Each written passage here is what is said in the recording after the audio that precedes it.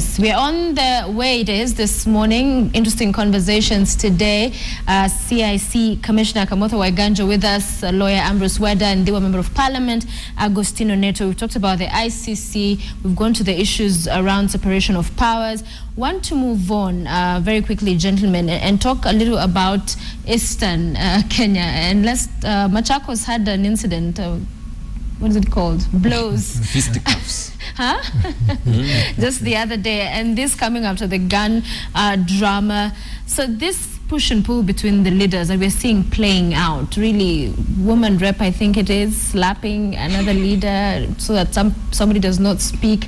Are we losing it, Neto, completely? I really think that,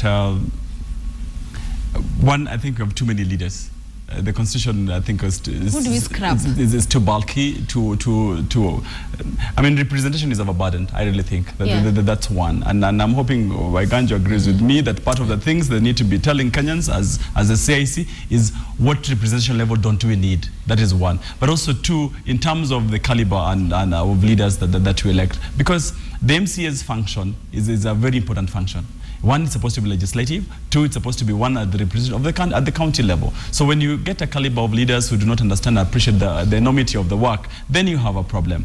And then third, I really think that the Kenyans there should have been sufficient civic education to the leadership, both governors, both members of parliament and the Senate, in terms of their roles. Half of them, the senators ran for office thinking that their roles were supposed to be supreme, vetting, National Assembly bills, and that is not the Constitution anticipates. Governors do not understand their roles properly, and members of parliament. So there's a crazy constitutional conflict in terms of roles, and that is why you see those fisticuffs. It's all because Kenyans have gone mad. No. Too many leaders. They need to scrap some of this. I think the reality is that we do need to review our numbers. I'm not sure that it makes sense to have 450 members of parliament or thereabouts anymore in a country where issues of development and very basic representation now happens at the county. So we need to look at that. I don't think it makes sense to have 2,500 MCAs. It doesn't. Yeah. So in a sense, yes, I agree. I think we need to review that. And what, by the way, CIC is doing, would like to give a final report when our term is coming to an end. And we'll make proposals and say, maybe here we need to review if this system is going to work better. So that time will come. But I think that the saddest thing about what's happening in Machakos is that in a transition like this, conflicts are inevitable because everybody is trying to find their space, and institutions tend to push a little further than they're entitled to. So that's normal. I think it is when now the disagreements become the sort of are now accompanied the sort of violence we have seen in Makueni and now in Machakos. That is unfortunate. And remember that we are a country that has very many fault lines. So when our leaders are out there shooting at one another and fighting with one another, what are we telling their Kenyans who also have their own issues? That is how issues are resolved by our leadership. And by the way, and I know Neto would not like me to blame Parliament again. When it comes to the MCAs, the bill that was passed, that came through CIC and went, actually had very clear educational qualifications for members of MCAs. Now, I am not saying that education at the end of the day is the final determinant of the quality of leadership. But the reason why there was that educational qualifications is that people then understand their roles, because philosophically they can see what their role is. And so they stop seeing their roles as resolving them through physical fights and stuff like that. But we missed it because Parliament removed all the educational qualifications, and so it became a free-for-all. Yeah. Those are some of the what we are paying for those decisions we made wrong. However, again, Sophia, one of the things that the Kenyan citizen must also take responsibility, because we're a very nanny state, where the public is helpless. There's nothing they can do. Every single one of those irresponsible MCAs was elected by the people. And I'm hoping that when we go to the election cycle next time, that Kenyans will also ask themselves, what quality of leadership do we want? Because, by the way, if you look at the National Assembly, there's also no educational qualifications. But people still elected fairly reasonable people. I think with a couple of exceptions. But for the MCAs, it was free fall. So I think Kenyans also must take responsibility and ensure that they do right. Whether in Makueni, we're hearing signatures have been collected. The governor has really been pushing for this dissolution of county. Yes. Senate says they're on a fact-finding. They've summoned some of the leadership there. Governors are more into the dissolution as well. What do you make of that? I'm telling you, as I said last week, the chaos are actually being caused by the failure of the Senate to play their role effectively. Instead, they're touring into supremacy battles with the governors. That is where they shot devolution, when they decided now we want to show governors we're in charge. If you look at the McQueen scenario, you realize that the original chaos were caused when a senator himself called in these MCAs to a private meeting. Now, you remember this MCA, when we changed the word, when we used the word ward in the Constitution, we assumed that this was the original ward, the one we used to have for councillors. So we elevated majority of the councillors, the ones who used to fight at City Hall, and you see them fighting in Garissa. It's not only in Machakos, in McQueen. They are the same people. But the powers of the current MCs are much more wider. So just imagine you are putting those wild people with more powers. We end up with a lot of confusion. What should be done is that the Senate itself should sober up and realize that the governors are not their enemies, that they have a specific role, the governors have a specific role, and the MCAs are supposed to act in a given way. Yeah. That is what will rescue devolution. Otherwise, I think we should reduce the number of MCAs, that is one, and then elevate the level of education to nothing short of a proper degree, not one bought in Uganda or wherever, a proper. Because experience has shown us that people who are slightly more educated are more civil. That's why I'm not punching on the Boneto and the CIC Commission is just punching me. Yet we argue. We lawyers, we have always argued over the years. Okay. But we don't fight because of education. Ganjo, quickly, do the issues in Makueni meet that threshold of dissolution, and are they even going about it in the right way? If you read the spirit of the article that talks about suspension of a county government, it requires very severe, it has to be very serious circumstances in which you dissolve a county. And we don't feel that one of those is where elected leaders do not agree. That was not the thinking of the framers of the Constitution. However, it's a democratic right, and in a sense, because the Constitution says, or in any other circumstances, I suppose this is one of those circumstances. I think our own fear is that if every time leaders, and inevitably leaders do disagree. In all democracies, parliaments and the executive disagree all the time. In America, there are times budgets are not passed for 2 years. The solution cannot be every time that happens, we dissolve the government. I think that is not what the Constitution intended. Let's find ways of resolving these issues before I really think that one of the proposals I look forward to reading from Waiganjo CIC is that strengthened oversight role of the MCAs. Because I think right now, the MCAs are supposed to be oversighting. The reason you're having a problem with the Senate and the governors is because the senators now are find that they have to be oversighting the county governors, which is not their role. So that if you strengthen the MCAs in terms of giving oversight role, that will be proper. But again, giving them guns, huh? But then again, I don't know what he's talking about. But the other thing you need to do with the MCAs in terms of appropriation, there's been a problem about budgetary. All these fights is about money and about appropriation. You see, the MCAs find that they have the power to allocate the money and appropriate it. This is where the problem begins. So I really think that there needs to be a frame, and I think Parliament has tried to deal with it, though in a roundabout way, of trying to put up ceilings in terms of budget lines.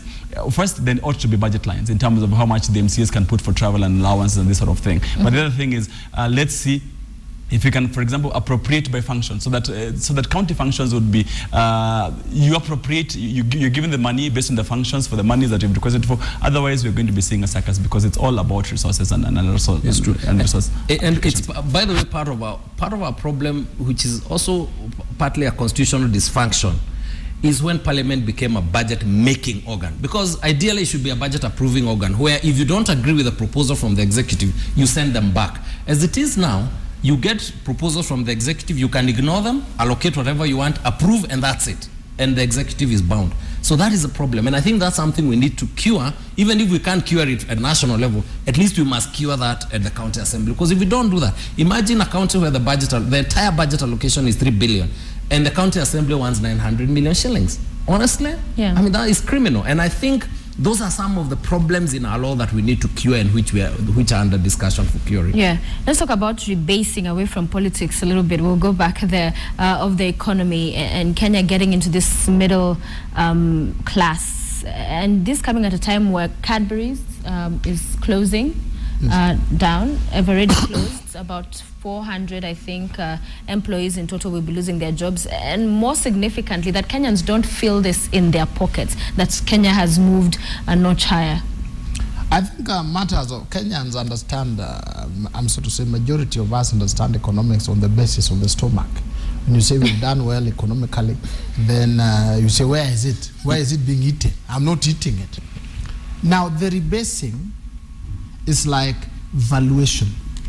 You understand? You see this building? Mm-hmm. Once you bring in ultra-modern transmission equipment and you have improved, then you say, now let's look at our building. When we came in, it was this value.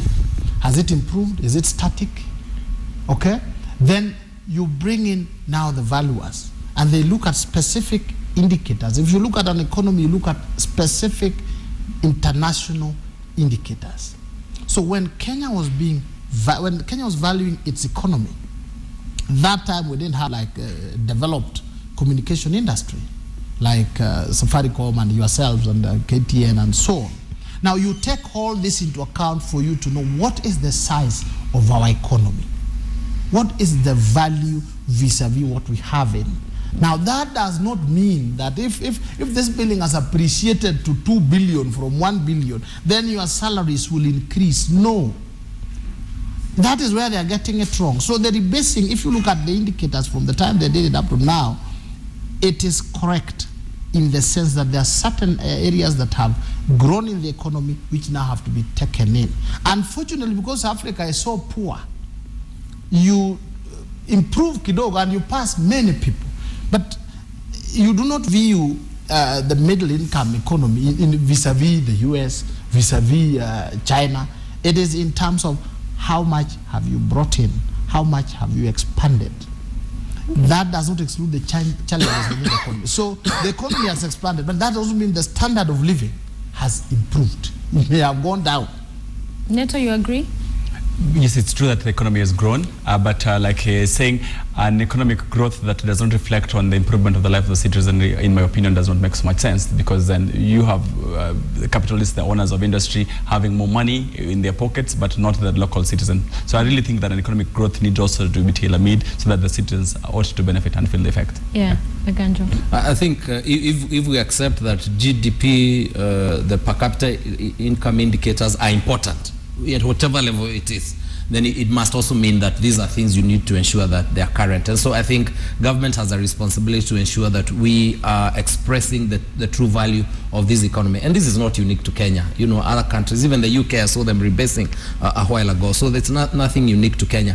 I think it does raise critical questions about what sort of policies as a government we need to have to ensure that that increase, the improvement in the economy is affecting particularly the weakest. Because, I mean, an economy is only as good as it supports the weakest in society. So I think for me, the important conversation is not, oh, this is illegitimate, it doesn't mean anything, but what issues does it raise on a policy nature? If we agree that the economy has grown, that government needs to make to ensure that everyone feels a little bit of that economy in terms of policy formulation. I think the reality is that if we work on devolution well, one of the advantages of devolution is that it spreads the opportunities for wealth creation. And so we therefore need to be asking, what do we do as a country to grow devolution? My worry right now, if you look at the National Assembly and the Senate, initially we all thought that the greatest threat to devolution was going to be the executive. Actually, the executive now telling the Senate, no, we can't stop giving counties money. You know, if you look at where the threat is coming from, it's coming from elsewhere. So I think we need to see the bigger question above the politics of devolution to the economics of devolution, that it's important for us to grow this economy by growing the units all over this country. Okay. Digital, yeah?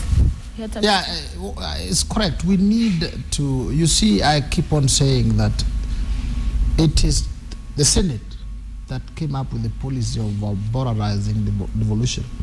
Then the others, the MPs, instead of appreciating what the economy is all about, they are either boycotting or calling for referendum, which actually sabotages the economy. You understand? When you are making all the noise and jumping up and down, it hurts the economy. It appears we may have to pass a law that for you to be a member of parliament, you must have a small certificate, even if it is from Imenti House, on economics, so that you understand, because this country will not be grown on politics. It will be grown on understanding sound economic principles and implementing them by leaders, not shouting, amend this, amend that, increase more money, but when you ask from where, the leadership doesn't understand. I will not comment on where those things. Okay. Why did you though feel now, back to the referendum, that Isaac Ruto, the governor's true colors, are finally coming out? Because at the beginning, some argued that, you know, this is really just one push, but now they've decided one. I don't know, it was you who said that, you know, approach from this side as Kwa Kenya, Pesa Mashinani approach from this side, but the same destination. More and more now, we had him saying, CORD is not Ebola, why wouldn't I, or Kwa Kenya is not, why wouldn't I not associate with them? And more friendly to that side of the push. You can see that I said Isaac Ruto has his eyes set on increased money. And the whole referendum saga was Okoa Kenyans saga issue, but they were taking advantage of the governors. Now, Honorable Isaac Ruto has two issues. One, to get more money for the counties, but mainly to grow politically. He has seen, he was very supportive of Mheshimiwa William Ruto, and he has seen the way he has grown to number 2. He is also trying the same theatrics to grow. And he may grow or he may collapse, because such growth, you take big risks. You are either top, like Honorable Stephen Kalonzo took a big risk with Raila and he went down. And on the other hand, Mheshimiwa William Ruto took a big risk with President Uhuru and he went up. So that, other than looking for money, and also trying to use that as a springboard, Mheshimiwa Isaac Ruto also wants to grow politically and is taking a gamble. That is the gamble that it will be either the Jubilee wing of the country or the CORD wing of the country. Whichever side that wins, he will either be up or sunk, like Honorable Kalonzo Musyoka. Yeah. Any margin we're likely to see collapsing of these issues? Because I think the only issue, talking to different, some of the supporters of Okoa Kenya and Pesa Mashinani, they only decided on IEBC disbandment. The governors are saying, no, that one we're not for it. But on all other issues, you seem to be on the same page. I mean, I really think that one, CORD wants more money to the counties. And I'm happy Commissioner Wagenja said that if we grew the basis of the counties, perhaps the economy would then grow sufficiently. So whatever CORD can then do. I mean, this process, for example, was not supposed to be a referendum issue.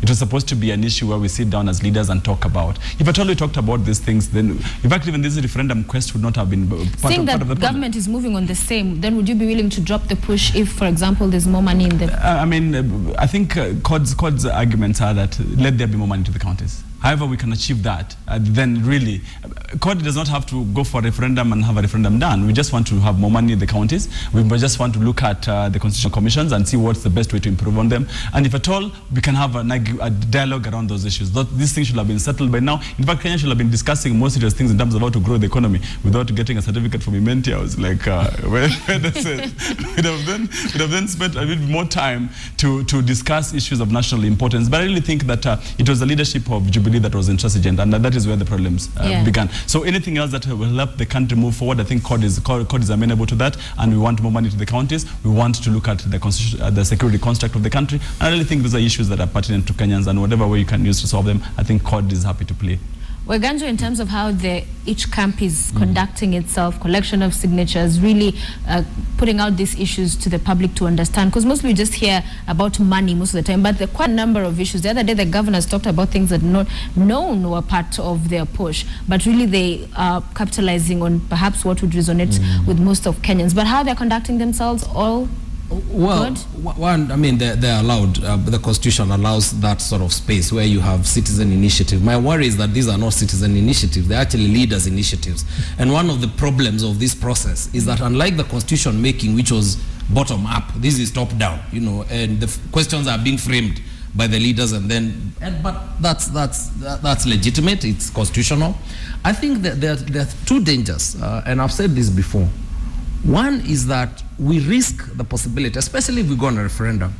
One of the beauties about this constitution is that it is nationally accepted by everybody. It is the one, actually, it's probably the only uniting document in this country. The presidency have issues in terms of uniting the country. The parliament is divisive by nature. The constitution is the one place where wherever you go in this country, you find there's, even where one has issues, generally there's support. The minute we have a referendum where now they are either losers or winners, we now have a constitution which is contested. And that cannot be good for constitution making. But again, that's a reality we need to live with. The other thing, Sophia, is that the opportunities for resolving many of the issues we are talking about are there. By the way, I would forgive the governors for pushing pesa mashinani because they are not part of the revenue division process. But when the senator for Bungoma, the senator for Kakamega, the senator for Bungoma, the senator for Muranga, when they sit there and they say more money to the counties, and bipartisan, they're the ones who passed the allocation that is there. You didn't hear a partisan support for or against, then it is unfair. It's actually a fraud on the people of Kenya, because what you're saying is we don't carry out the responsibility for which you elected us, for which you are paying us. When we fail to do it, we don't even try. We come back to you and say, please resolve this for us.